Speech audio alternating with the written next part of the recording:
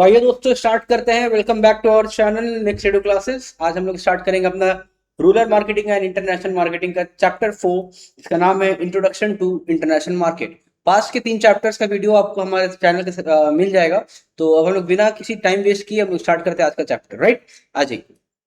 तो पहला क्वेश्चन है, define international marketing and discuss it's nature and scope. International marketing क्या होता है और इसका नेचर एंड स्कोप के बारे में लोग जानेंगे। तो international marketing is the application of marketing principles by a company in one or more countries across national borders। Pakistan में भी कर रहे हैं तो भी, बांग्लादेश में कर रहे हैं तो भी, चाइना में कर रहे हैं तो भी, नेपाल में कर रहे हैं तो भी, भूटान में कर रहे हैं तो भी, म्यांमार में कर रहे हैं तो भी, श्रीलंका में कर रहे हैं तो भी, इंडिया के बाहर अगर हम लोग मार्केटिंग स्ट्रेटेजी अपना रहे हैं, प्रिंसिपल को यूज कर रहे हैं, that is called international marketing.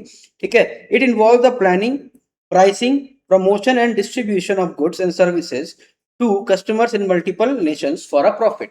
ठीक है, 4 P's को मेंशन करते हुए चल रहे हैं, मेंटेन करके, to get some profit. Right.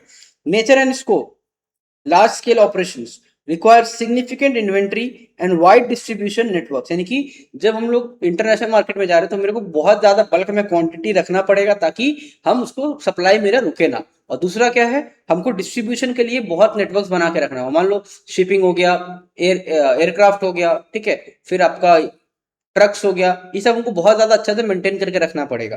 ठीक है। High risk, why high risk, subject to political instability, currency fluctuation and varying legal systems. ठीक है। एग्जाम्पल ले लो, अगर हम लोग का इंडिया और पाकिस्तान में कुछ एक डीलिंग चलता है, मेरा ट्रेडिंग होता है इंडिया पाकिस्तान में, ठीक है, तो अगर वॉर के चक्कर में पाकिस्तान मेरा एलियन कंट्री बन जाता है, ठीक है, तब क्या होगा, तब हम उसके साथ डीलिंग नहीं कर पाएंगे, मेरा वहां पे फाइनेंशियल स्टॉप हो जाएगा, ये मेरा रिस्क है। दूसरा क्या है, अगर मान लो हम अमेरिका के साथ कर रहे हैं, मेरा 80 रुपीज डॉलर का, हम 1 रुपया इक्वल टू 80 रुपीज डॉलर था तब तब हम ये डील किए थे, लेकिन आज ही देख रहे हैं 5 दिन बाद ये 85 हो जाता है। ठीक है। तो मेरे को जो पेमेंट मिलेगा वो डिपेंड करता है, मेरे को 85 के बेसिस पे मिलेगा, तो मेरा करेंसी का वैल्यू वहां कम हो गया है, यानी कि मेरे हाथ में पैसा कम आएगा। Got it. ठीक है, क्यों? क्योंकि 80 रुपीज, एक डॉलर का दाम था 80 रुपया।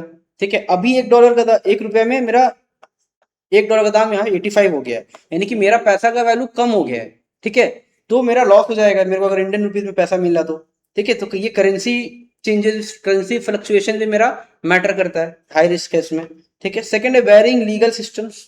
थर्ड क्वेश्चन है, थर्ड पॉइंट है, technical complexity involves navigating diverse customs, languages and consumer behaviours. अलग अलग जगह में अलग अलग टाइप के लोग रहते हैं, अलग अलग ट्रेडिशन है वो लोग का, अलग अलग सोचने का तरीका है। नहीं, कंज्यूमर बिहेवियर हर जगह, हर इंटरनेशनल मार्केट में अलग अलग है। Right. Competition, you aren't just competing with local brands but with global giants and domestic players in the host country। Example लेते हैं कि एक कंट्री है, सपोज एबीसी। एबीसी एक कंट्री है और एबीसी में एक वो लोग खुद का एक प्रोडक्ट है जो है बहुत ज्यादा चलता है, जिसका नाम है जेड प्रोडक्ट, जेड। ठीक है, प्रोडक्ट जी जो हम लोग बोलते हैं आजकल जिंजी भाषा में, प्रोडक्ट जी जो है वो बहुत ज्यादा वहां हाईली डिमांडेड में है और वहां का अपना ये है, क्या बोलते, प्रोडक्ट है। तो अगर हम एक बीइंग एन इंडियन, हम अपना एक प्रोडक्ट जिसका नाम है प्रोडक्ट जे या फिर product I, I for India, हम लोग एक इंडियन प्रोडक्ट को यहाँ अगर लॉन्च करवाना चाहते हैं तो मेरा कंपटीशन तो ये आम जनता से नहीं है, वहां का टॉप कंपनीज के साथ है। तो ये है मेरा कंपटीशन वहां बहुत ज्यादा बढ़ जाएगा। राइट। अब यहाँ क्या है, इंडिया में अगर करें तो मेरा, मान लो अगर हम, एक कंपनी है मेरा यहाँ पे आईटीसी। ठीक है, आईटीसी और एक कंपनी लेते हैं, सपोज बोलो ना, कोई भी एक कंपनी ले लो, आईटीसी या हिंदुस्तान यूनिलीवर, ये लोग डोमेस्टिक है तो ये लोग जानते हैं कि मेरा जो पहुंच है एक पर्टिकुलर स्टेज तक है कि मेरा लॉस नहीं होगा। लेकिन अगर हम इंटरनेशनल मार्केट में जाते हैं तो वहां का एक अपना कंट्री, अपना कंपनी है, मेरा कंपटीशन उस कंपनी से है जो उस कंट्री का ही है, तो मेरा लॉस होने का चांसेस ज्यादा है, हाई रिस्क, एंड कंपटीशन भी बहुत ज्यादा टफ हो जाएगा मेरा। Scope, it includes everything from exporting physical goods to licensing intellectual properties, joint ventures and managing global supply chain. यानी कि बहुत दूर तक है मेरा इंटरनेशनल मार्केटिंग। स्टार्ट कहाँ से होता है, एक्सपोर्ट करने से लेके वहां पहुंचने तक और ग्लोबल चेन बनाने तक मेरा इंटरनेशनल मार्केटिंग चलते रहता है। राइट। क्वेश्चन 2 है, how do you PESTEL and SWOC analysis help of firm understand the international environment. यानी कि ये फर्म का इंटरनेशनल एनवायरनमेंट किस तरीके से समझा जाएगा। ठीक है। ठीक है, तो आओ देखते हैं इसका आंसर देखते हैं। द पेस्टल फ्रेमवर्क जो कि मेरा मैक्रो एनवायरनमेंट का बेसिस पे है, ठीक है। The PESTEL analysis is used to identify uncontrollable external factors in a foreign market that could impact a business operation, यानी कि दूसरे मार्केट में जो अनकंट्रोलेबल फैक्टर्स है, जैसे कि हम लोग इंडिया में भी अनकंट्रोलेबल फैक्टर्स क्या क्या है, एक्सटर्नल फैक्टर्स जैसे कि गवर्नमेंट हो गया, ठीक है, मार्केट चेंजेस हो गया, ट्रेंड एंड डिमांड्स हो गया, ये सारा आ जाओ। नंबर वन है पॉलिटिकल, जो हम बोले गवर्नमेंट को लेके, this involve the degree of government in intervention in the economy. Firms must evaluate political stability, ठीक है, risk of rights and regime change, trade restrictions like tariff and quota, and tax policies. For example, a sudden change in a country's diplomatic relations could lead to boycott of foreign brand. इसका example आप लोग देखे होंगे, Pepsi and Coca Cola, जब ये Ukraine और इसका war हो रहा था, किसका, यूक्रेन और इसका वॉर हो रहा था, यूक्रेन और, जल्दी बोलो फटाफट, इसका, यूक्रेन और रशिया का। जब यूक्रेन और रशिया का वॉर हो रहा था तब हम लोग पेप्सी और ये बंद कर दिया गया था ना, पेप्सी और कोका कोला का लोग यहाँ पे लोग बंद कर दिए थे लेना, सप्लाई बंद हो गया था, है कि नहीं। तो वही चीज है, पॉलिटिकल का चीज के चक्कर में बहुत सारा कंट्री में मेरा जो प्रोडक्ट है हो सकता है बंद हो जाए, ठीक है। Economic factor that impact consumer spending and the cost of doing business, this includes exchange rate volatility, ठीक है, inflation rates and GDP growth of the host country, ठीक है। जो भी हम बोले एग्जांपल दिए, एक डॉलर मान लो 80 रुपया का है, अभी जब हम डील किए तब मेरा जब वहां प्रोडक्ट पहुंचा, उसको बिक के जब मेरे को पैसा आने का बात हुआ तब मेरा $1.85 का हो गया। तो as a country of India, as a citizen of India और as a company of India, मेरा तो लॉस हो जाएगा ना सर, मेरा लॉस हो जाएगा, क्यों, मेरा पैसा का वैल्यू कम हो गया है। तो वही चीज, इकोनॉमिक फैक्टर भी मेरा मैटर करता है। सेकंड क्या है, सोशल, यानी कि PESTEL का पेस्टल का फुल फॉर्म है, P for political, E for economic, social का S, ठीक है। This focuses on human element like demographics, किस टाइप के लोग रहते हैं वहां, बूढ़े लोग ज्यादा रहते हैं, बच्चे ज्यादा रहते हैं, यंगस्टर ज्यादा है, ठीक है, कि तुम्हारे जो ऑफिस गोइंग लोग हैं वो लोग ज्यादा है। Culture taboos and lifestyle trends, वहां का लाइफस्टाइल कैसा, अब यहाँ का लोग मैक्सिमम क्या पहनते हैं, धोती कुर्ता, जो बूढ़े होते हैं, ठीक है, ओल्ड पीपल्स, ठीक है। तो लेकिन वहां पे अमेरिका या फिर कोई भी फॉरेन कंट्री में चांसेस कम है कि वहां कोई धोती कुर्ता पहनता हो। तो जो वो तुम्हारा क्या बोले टेक्सटाइल कंपनी है, वो लोग क्या वहां धोती कुर्ता बेचेंगे तो चलेगा ना, वो लोग उस टाइप का कपड़ा बेचे जो वो लोग वहां के लोग पहनते हैं, ठीक है, वो लोग का जो ट्रेंड है, वो लोग का जो लाइफस्टाइल है उसके ऊपर बेस करके। A product that succeeds in a secular society might fail in a deeply religious one if the marketing or ingredient are deemed sensitive. अब सपोज एग्जांपल लो इसका, अगर हम दुबई में जाके जीन्स टॉप बेचे तो कोई लेडीज मेरा खरीदेंगी, नहीं खरीदेंगी, क्योंकि वहां पे लोग मैक्सिमम बुरखास पहनते हैं और ट्रेडिशनल वे में एक तमीजदार जगह से रहते हैं, ठीक है, एक अदब में रहते हैं वो लोग, तो वो लोग उस चीज का डिमांड नहीं एक्सेप्ट करेंगे, राइट। तो मेरा डिमांड वहां गिरेगा। लेकिन वही अगर हम उनको एक अच्छा कपड़ा बेचे जिसमें वो लोग सुंदर भी लगे प्लस उन लोग का डिग्निटी पे भी बात ना आए, तो मेरा प्रोडक्ट अच्छा खासा बिकना स्टार्ट हो जाएगा, ठीक है। T for technological, this assesses the host country's infrastructure, is there reliable high speed internet for E commerce, are there local R&D hubs, a lack of technological maturity might force a company to simplify its product offering। यानी कि वहाँ का technological source कैसा है कि वहाँ लोग, अगर हम एडवर्टाइजमेंट कर रहे हैं, मान लो हम पाकिस्तान में एडवर्टाइजमेंट कर रहे हैं, सपोज वहाँ पे टेक्नोलॉजी उतना एडवांस नहीं भी हो सकता, एग्जांपल के लिए, फिर साउथ अफ्रीका चले जाओ, टेक्नोलॉजी उतना अच्छा एडवांस नहीं है, तो वहाँ पे मेरा कुछ बिकेगा नहीं, बिकेगा, क्योंकि लोगों को उस बारे में पता ही नहीं है, ठीक है। इन्वायरमेंट का बात करें, E for environment, in the modern era global firm face pressure regarding sustainability, right, कि हमको इन्वायरमेंट बचा के चलना है। This includes local regulation on plastic use, carbon emissions and the physical climate of the region, ठीक है। यानी कि मेरा जो इन्वायरमेंट है उसको भी बचा के चलना है, तो मेरे को दोनों चीज देखना है, मेरा प्रॉफिट भी करना है, सामान भी बेचना है, और इन्वायरमेंट भी मेरा खराब नहीं होना चाहिए। और last, legal, L for legal, that is every country has a unique rule book. Firms must navigate labor laws, intellectual properties protection, and consumer safety standards. Without strong IP laws, a firm's technology could be easily copied by local competitors. ठीक है, तो अगर अच्छा से हम अपना चीज का पेटेंट नहीं करवाए, अपना प्रोडक्ट का पेटेंट नहीं करवाए, तो लोकल कंपनीज जो वहां की हैं वो लोग भी इसको बना के इसको सस्ता में बेच सकती हैं, तो मेरा कंपनी वहां पे लॉस खा सकने का चांसेस है, ठीक है। ये था मेरा पेस्टल का फुल फॉर्म और उसका definition.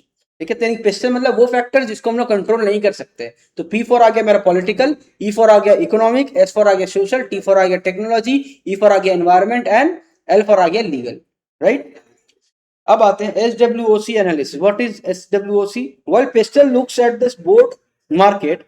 S W O C variation of स्वॉट, एक स्वॉट की एक वेरिएशन है, helps a firm match its internal resources against external realities. ठीक है, अच्छा आ जाओ। अच्छा, अब आते हैं इंटरनल फैक्टर्स क्या क्या हो। द फर्म्स कंट्रोल, यानी कि जिसको फर्म कंट्रोल कर सकता है। Internal factors, number one strength. हम लोग शॉर्ट पढ़े ना, S W O T, strength, weakness, opportunity and threats. अब उसी को एस डब्ल्यू ओ सी कर लेंगे। नहीं, ओ सी का मतलब सी मतलब यहाँ पे चैलेंजेस या थ्रेट्स ही है। ठीक, बस यहाँ पे वर्ड्स चेंज कर दिया। ठीक है, आ जाओ। स्ट्रेंथ क्या है? These are the unique advantages a company brings to the international stage. It could be massive marketing budget, a global recognized brand like Apple, or proprietary patent technology that local firms cannot replicate। यानी कि उन लोग के पास एक strength ये है कि हम जब किसी दूसरे मार्केट में ढूंढ रहे हैं, मान लो कोई यूएसए का मार्केट है एप्पल का, वो इंडिया में आकर के प्रोडक्ट बेच रहा है, तो इंडियंस क्या यूएसए का एप्पल को खुद से बना सकते हैं? एप्पल बना के बेच सकते हैं? नहीं बेच पाएंगे। क्यों? उसके पास पेटेंट है, राइट्स है, जो कि मेरे पास नहीं है।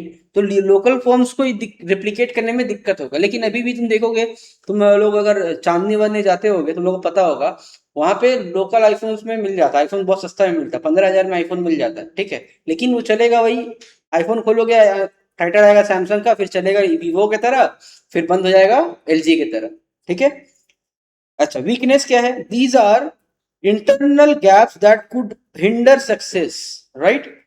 Common examples include a lack of local language skills. अब मान लो हम लोग इंडिया में बैठ के अगर दूसरे कंट्री में सामान बेच रहे हैं, अपना मार्केटिंग कर रहे हैं, तो वहां का लोकल लैंग्वेजेस मेरे को नहीं समझ में आता दादा। हाँ, अपर अपर लैंग्वेज मेरे को समझ में आ जाएगा जो वहाँ पे कॉमनली बोला जाता है, लेकिन लोकल मार्केट में मेरे को ढुकने में दिक्कत होगा। A rigid corporate culture that refuses to adapt, और a weak supply chain in this target.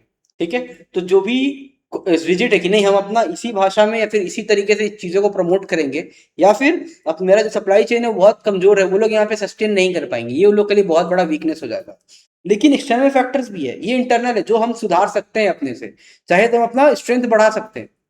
ठीक है, बहुत बजटिंग करके, बहुत मार्केटिंग करके, बहुत लीगल तरीके से अपने प्रोडक्ट का स्ट्रेंथ बढ़ा सकते हैं, अपना आपको और इंप्रूव करके अपना वीकनेस को कम कर सकते हैं। लेकिन कुछ ऐसा फैक्टर्स है जो हम लोग के हाथ के बाहर है, जैसे कि अपॉर्चुनिटीज। क्या opportunities sir? These are external openings the firms can exploit. An emerging middle class with rising disposable income, a competitor going bankrupt, or a new firm trade agreement between nations are all prime opportunities.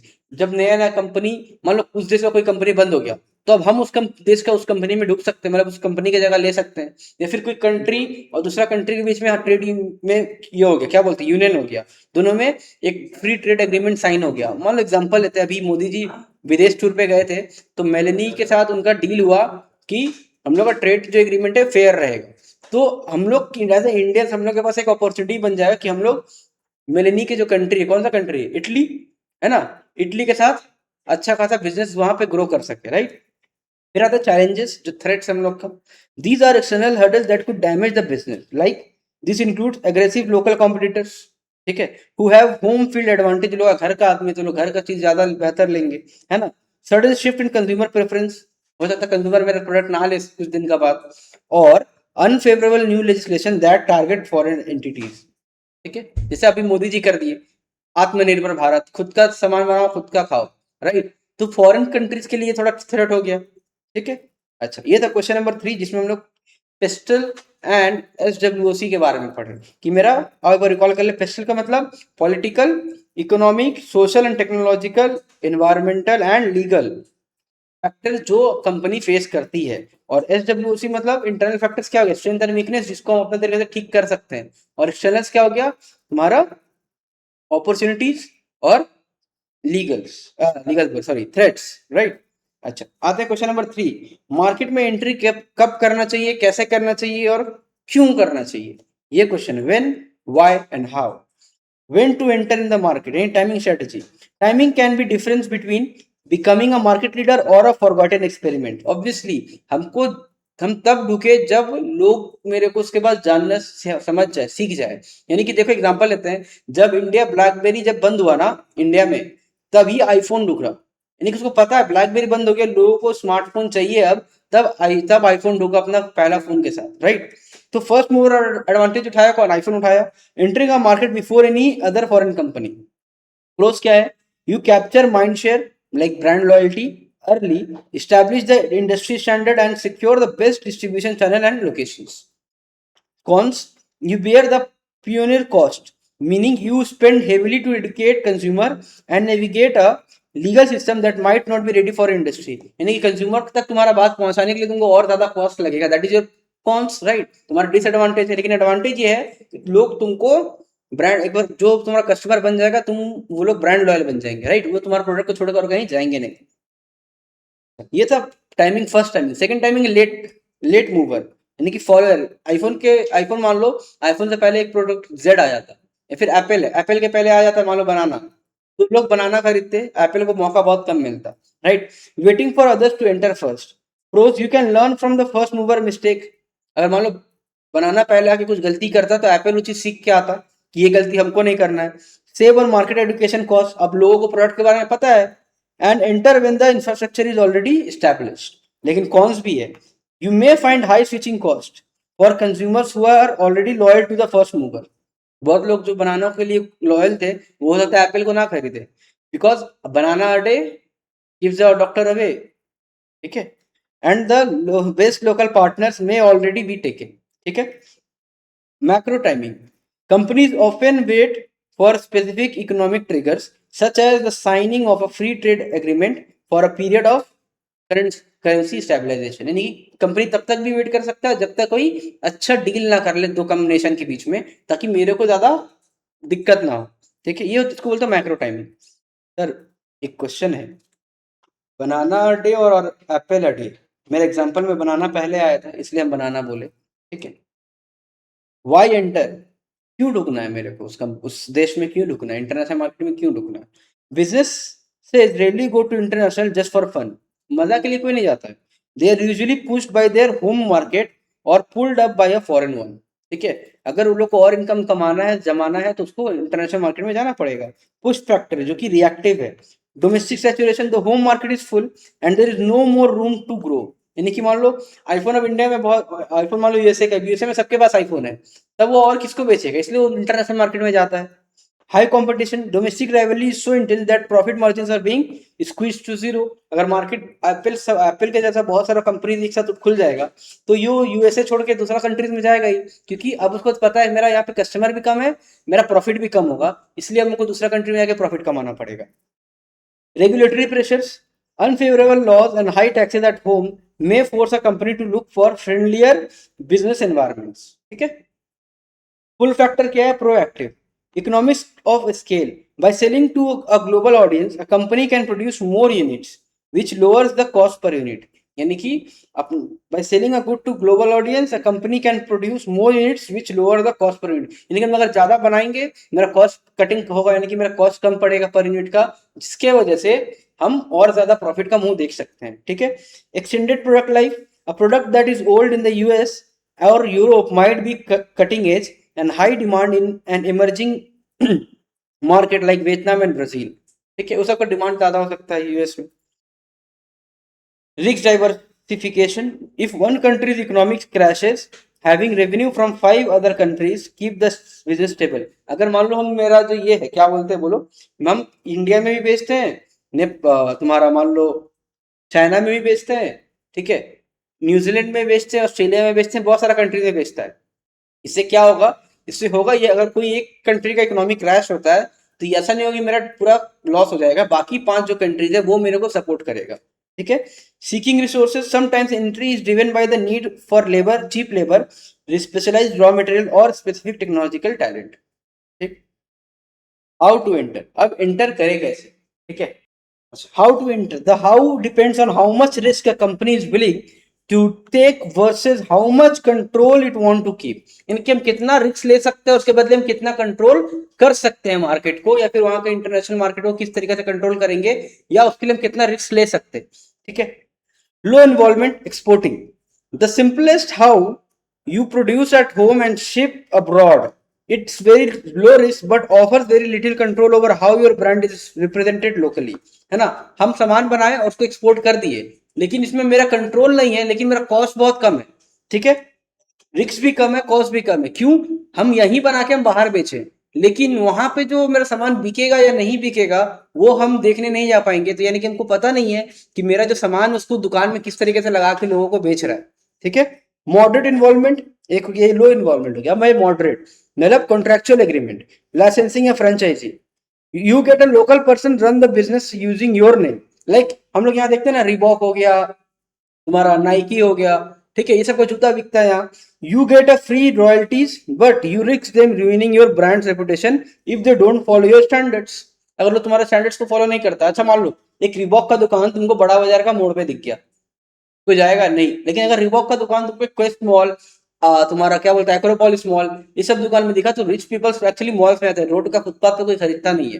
ठीक है, high involvement investment जब मेरा ज्यादा लग जाता है, joint ventures के साथ मिलकर करना, you partner with the local company, this is the best how when the local government requires local ownership और when you need local culture expertise. यानी कि तुमको वो लोग अपने से मदद कर देंगे वो लोग कि कैसे तुमको अपना सामान बेचना है।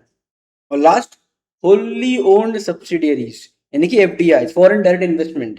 The gold standard of entry is you own 100% of the operation, यानी कि जो भी वहां काम होगा उसका पूरा 100% जिम्मेदारी तुम खुद निभाओगे। This gives you total control and all the profit but you are 100% liable if the venture fails.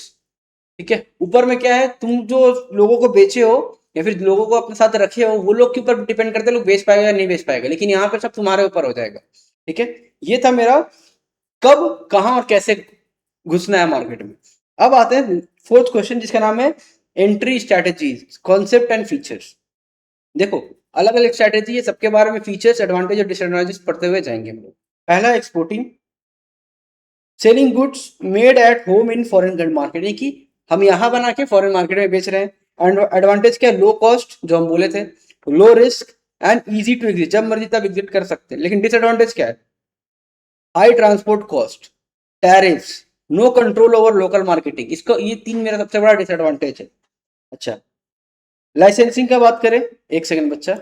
ठीक है, licensing, giving a foreign firm the right to use your IP for a fee, मतलब मेरा जो process है उसको use करे वो free of, मतलब फ्री ऑफ कॉस्ट बोले, फ्री फ्री फी लेके। ठीक है, इससे क्या होगा, फास्ट एंट्री, हम जल्दी जल्दी मार्केट में ढुक जाएंगे, लो कैपिटल इन्वेस्टमेंट। लेकिन डिसएडवांटेज भी है, risk of creating a competitor, low quality control, मेरा कंट्रोल बहुत कम रहेगा। Franchisee, specialised form of licensing, like McDonald's हो गया, पिज्जा हट हो गया, तुम्हारा क्या बोल डोमिनोज हो गया, ये सारा फ्रेंचाइजी ही है। ठीक है, केएफसी हो गया। Rapid expansion using franchisee capital, है ना, फ्रेंचाइजी कैपिटल के ऊपर से बेस करके मेरा मार्केट और बढ़ जाएगा। Difficult to maintain global brand consistency, ठीक है, ग्लोबल ब्रांड का कंसिस्टेंसी बनाना मुश्किल हो जाएगा तुम्हारे लिए। Joint venture, partnering with a local firm to create a new entity, इसमें एडवांटेज क्या है, रिस्क हम बांट लेते हैं और access to local partners expertise. ठीक है, लेकिन डिफरेंस भी है, मतलब डिसएडवांटेज भी है, क्या, conflict between partners over management style, हम पूरा तरीके से कंट्रोल नहीं कर सकते हैं ना, तो भाई उसमें भी मेरा लॉस है। लेकिन होली ओन सब्सिडी खुद का ही हम खोल दे स्टार्टिंग फ्रॉम स्क्रैच और बाइंग अ लोकल फर्म, एक लोकल फर्म को ही खरीद लेना पूरा तरीका से, full control, 100% of profit, advantage है मेरा। लेकिन डिसएडवांटेज क्या है, हाई कॉस्ट, बहुत ज्यादा कॉस्ट पड़ेगा, और हाई रिस्क भी है, अगर मेरा मार्केट नहीं चला तो पूरा जिम्मेदारी मेरा। समझ में आया? अच्छा, क्लियर ना? अच्छा, क्वेश्चन नंबर 5 पे आते हैं, प्रोडक्ट सर्विस प्लानिंग क्या है, standardisation, the global approach. Standardisation is the process of maintaining a uniform product brand image and marketing messages across all international market, यानी कि पूरा मार्केट में मेरा अपना ब्रांड इमेज और प्रोडक्ट को लेके अच्छे तरीके से मेंटेन करके चलना। ठीक है, डिटेल प्रोज क्या है और कॉन्स क्या है उसके ऊपर देखते हैं। प्रोज है economic scale, by producing millions of identical units the cost per unit drops significantly, cost per unit drop हो जाएगा। you use the same model, same raw materials and same assembly lines, जिसके से मेरा cost कम हो जाएगा। दूसरा क्या है, global brand recognition, a traveller from London can recognise Starbucks in Tokyo instantly, या फिर इंडिया में भी, अभी कोलकाता में आएगा तो अगर स्टारबक्स देखे समझ जाएगा हाँ ये स्टारबक्स, हम जानते हैं इसको। This builds massive brand equity and trust. ठीक है। ठीक है। तो अब नेक्स्ट चलते थर्ड पॉइंट पे, जो कि है मेरा simplified management. It is much easier to manage one global marketing campaign and one supply chain than 50 different ones। यानी कि हम एक ही सप्लाई चेन को मैनेज करके जाए तो वो मेरे लिए ज़्यादा बेनिफिशियल है। भले कि हम 50 जगह माथा मारने से बेटर है अगर हम एक ही मार्केटिंग स्ट्रेटेजी को फॉलो करें और एक ही मार्केट को अट्रैक्ट करने का ट्राई करें तो वो मेरे लिए ज़्यादा बेनिफिशियल है। That is the pros of my international marketing like product and selling. Next आते हैं फोर्थ पॉइंट, जो कि uniform quality. It ensures that the customer experience is identical regardless of geography, which is critically for luxury brands like Rolex and Louis Vuitton. यानी कि जितना भी branded company, Rolex हो गया, लुइस विटॉन हो गया, यानी कि इसके लिए जो कंज्यूमर है उसका जो एक्सपीरियंस है मेरा प्रोडक्ट को लेके वो हर जगह सेम है। अच्छा, इंडिया में जो लोग रोलेक्स पहनते हैं वो लोग, और जो लोग यूएस में रोलेक्स पहनते हैं या फिर इटली में रोलेक्स पहनते हैं, यानी कि ये तीनों अलग अलग लोग का एक्सपीरियंस है? नहीं, लोग का एक्सपीरियंस सेम है। They all have the premium choice of the collections, right. लेकिन अगर कॉन्स मेरा क्या है, market insensitivity. A one size fits all product might fit no one perfectly. It ignores local preferences which can lead us to low sales. अगर हम सोचे कि नहीं ये मेरा जो फोन है ये सबके लिए है, तो भाई ये पॉसिबल नहीं है। सबको ये फोन नहीं ले सकता है, सबको ये एप्पल अफोर्ड नहीं कर सकता है। तो ये चीज मेरे लिए थोड़ा ये हो जाएगा, मेरा कॉन्स में आ जाएगा, right. Technical or legal barriers. Different countries have different electrical voltages or different safety standards. A standardized product might literally be illegal or unusable in some regions. Like अगर ईवी पे बात करते हैं, ईवी जो foreign company ने जो EV launch किए थे, ठीक है, तो ईवी जो यूएस में चलता है उसका कंडीशन वहां पे अच्छा है ना, हम लोग यहाँ अच्छा है। हम लोग डेवलपिंग में, हम लोग we are developing towards EV. हम लोग क्या, पेट्रोल पंप पे तुमको पेट्रोल मिल जाएगा लेकिन ईवी गैस स्टेशन नहीं मिलेगा, ईवी को चार्ज करने का कोई जगह नहीं है। लेकिन यूएस में या फिर अलग अलग जो फॉरेन कंट्रीज है बहुत सारे, वहां पे तुमको ये कंडीशन मिल जाएगा, तो वहां पे ईवी चल जाएगा। लेकिन हम लोग क्या नहीं भी चल सकता है, right. vulnerability to competition. Local competitors who adapt specifically to the local culture can easily steal customers from a rigid global brand. कि वहाँ के लोग, जैसे इंडिया इंडिया मार्केट है, तो देखो इंडिया में धीरे धीरे ईवी अपना ही जो कंपनी, जैसे टाटा हो गया, लोग क्या ईवी में पूरी तरीके से ढुकने स्टार्ट कर चुके हैं धीरे धीरे, जो फॉरेन ब्रांड्स का यानी फॉरेन कंपनीज का मार्केट खा सकते हैं, राइट। अच्छा, फिर आते हैं अडेप्टेशन, द लोकल अप्रोच।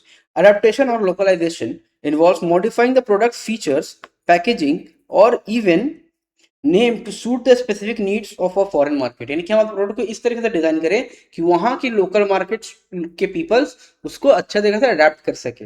इसका प्रोन्स एंड कॉन्स क्या है? हाई कस्टमर सेटिस्फेक्शन, कस्टमर वहां पे सेटिस्फाइड ज्यादा हो गए। Like KitKat offering green tea flavour in Pakistan, in Japan. Japan के लोग को ग्रीन टी पसंद है तो वो लोग क्या करेंगे, किटकैट खाएंगे, हेल्थ कॉन्शियस है तो ग्रीन टी वाला खाए, ठीक है।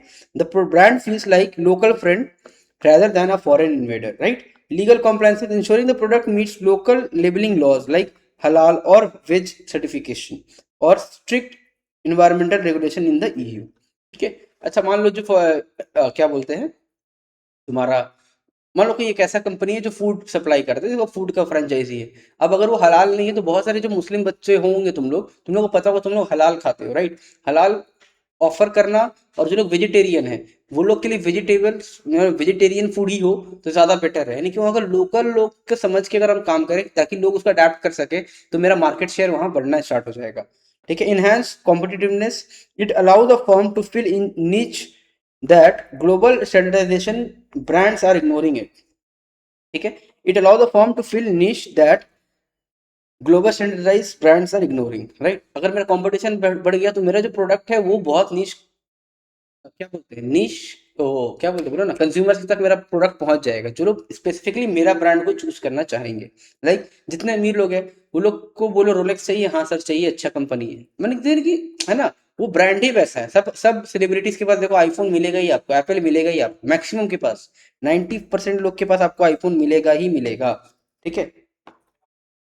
अच्छा, next four, overcoming cultural barriers.